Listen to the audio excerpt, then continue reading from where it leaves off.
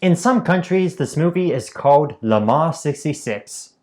It sounds like they had two really good titles and they couldn't decide on which one. So they decided, this title for some, this title for others. At least, it was better than the original title, which was Go Like Hell. What kind of title is that? You ready? I was born ready, Mr. Shelby. Hit it.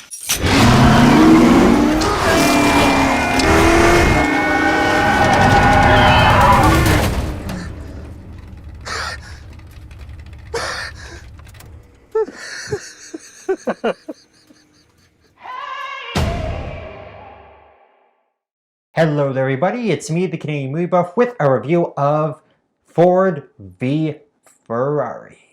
The Ford Motor Company is in a bitter rivalry with Ferrari after the latter refused a deal from them and is bought out by Fiat. In retaliation, Henry Ford II orders the construction and assembly of a car that can beat Ferrari at the 24 Hours of Le Mans. Vice President Lee Iacocca hires Carroll Shelby, who enlists the help of Ken Miles to craft a car that would eventually become the Ford GT40. Initially, Tom Cruise and Brad Pitt were going to star in this movie, and I can only assume that Tom Cruise was going to play Ken Miles since he likes to do his own stunts.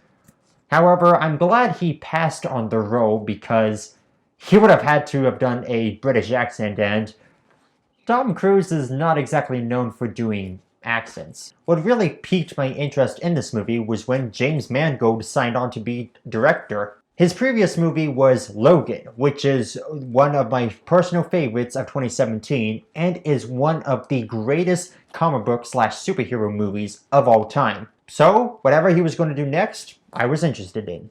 Coming out of this movie, I loved the racing segments. It was fast-paced, it was highly enjoyable, and very crowd-pleasing, but I do admit it does fall into a lot of the same cliches that these underdog-type stories tend to have. The movie knows exactly what you're here for, and it does not waste your time getting to it. It knows you're here for the fast-paced, high-stakes racing with crashes and the roars of the engine. It's all tightly directed, shot, edited really well, especially in the sound department. You feel the crunch of the cars as they flip over and crash, the thunder of the engines as the cars zoom along. It is a treat for both the eyes and the ears. If you're really into cars, then this is definitely the movie for you. It puts you feel like you're in the driver's seat of the car as you're racing along Le Mans, going past all your opponents and seeing the devastating accidents that happen as you're driving along, as well as the trials and errors that comes with building the GT40. You feel every explosion and crack and spin out and tire screech and just all of it. It just clicks so well that my words cannot do it justice. You really need to experience it for yourself. I don't think I've ever seen Christian Bale and Matt Damon in a movie together, but they are a dynamic duo in this movie. They play off each other really well, with Miles being the more aggressive and plays by his own rules kind of daredevil, while Shelby is the more diplomatic face of Ford Motors. They both share a love of high-octane, adrenaline-pumping racing, but at different approaches. And the movie knows how to compare and contrast these two without necessarily making one look better than the other. I'm surprised they haven't worked together more often because the chemistry between Bale and Damon is really, it's genuine. It gives off a type of camaraderie that you only see in actors who've worked together over multiple projects over decades. While the technical parts and the lead actors in this movie were really well done, I felt as if the story aspect was kind of weak and cliched. For starters, here's his name, pronounce it however you want. He's sort of an antagonist to Miles and Shelby, which feels a little bit unnecessary because why would you try and sabotage your own effort to undermine the competition? It's a common trope in underdog stories. There's at least one person on the quote-unquote good guys side that tries to sabotage what the good guys are trying to do.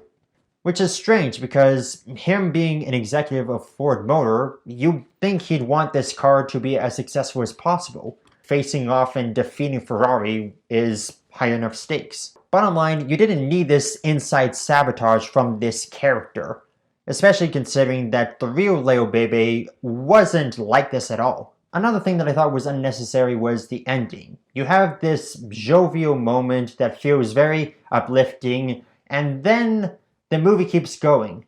And then we have this tragedy that happens, and then we deal with the aftermath briefly, and that's the end of it. I get that they probably didn't want to include that tragedy as just aftertext at the end of the movie. They probably felt it would be tacked on or whatever. They wanted to get that Best Picture nomination, so they just went for a sadder ending. I'm not saying it wasn't an effective scene, but for a movie that's been tonally consistent, it feels weirdly out of place. Ford v Ferrari was admittedly one of the weaker Best Picture nominations. It has some high-octane, adrenaline-pumping racing segments, some really good direction from Mangold, and a likable duo at the helm. But it has way too many cliché underdog story beats that prevent it from being a truly unique movie in and of itself. It succeeds at being a technical marvel that accurately recaptures the events of what happens, minus Leo Bebe of course, but as a compelling story that is one of the great movies of 2019, it falls a little short. Let's be honest, the reason this all happened was because Henry Ford II really wanted to stick it to Ferrari. That being said, it is a movie I definitely can recommend. I highly suggest watching it at least once in a theater. Alright, that's my review of Ford v Ferrari. Have you seen it? What did you think about it? Leave your thoughts in the comments down below. Subscribe and hit the bell icon if you're new around here. Leave a like if you enjoyed the video. And as always, this is the Canadian Movie Buff saying I hope you had a fantastic weekend at the movies. See ya!